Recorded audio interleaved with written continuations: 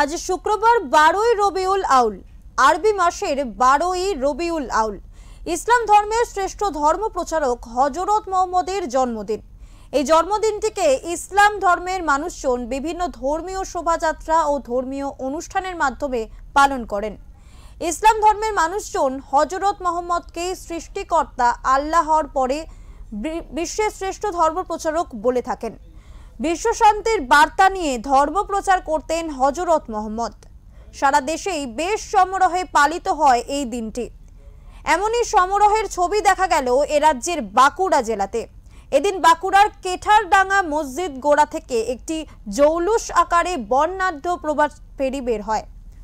এই বর্ণাঢ্য শোভাযাত্রা স্টেশন মোড়, রাসতলা, রানীগঞ্জের মোড়, বড়বাজার, চকবাজার, মাচানতলা, SBI মোড় হয়ে ফিরে যায় কেঠারডাঙ্গায়।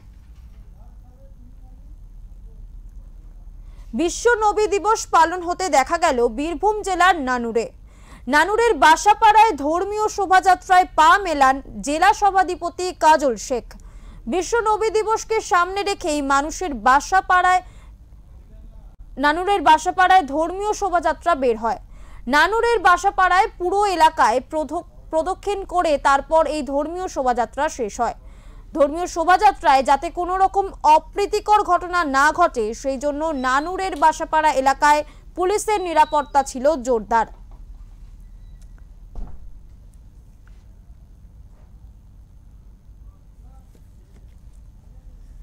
বিশ্ব নবী দিবস উপলক্ষে উত্তর দিনাজপুর জেলার ইসলামপুরেও এক বিশাল ধর্মীয় শোভাযাত্রা শহর পরিক্রমা করে। এই উপলক্ষে পুলিশি ব্যবস্থাও ছিল জোরদার। এই শোভাযাত্রায় মক্কা মদিনার ট্যাবলেট সহ বিভিন্ন মসজিদের ট্যাবলেট এই শোভাযাত্রায় দেখা যায়।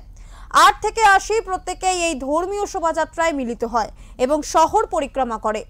এই উপলক্ষে বাস টার্মিনাল সংলগ্ন এলাকায় তৃণমূলের সদর কার্যালয় থেকে জেলা সভাপতি নিজের হাতে পানীয় জল বিতরণ করেন। ইসলামপুর কোর্ট ময়দানে একটি রক্তদান শিবিরের আয়োজন করা হয়।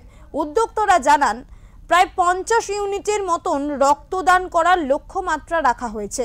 তৎসহ গাছ বিতরণ করা হয়।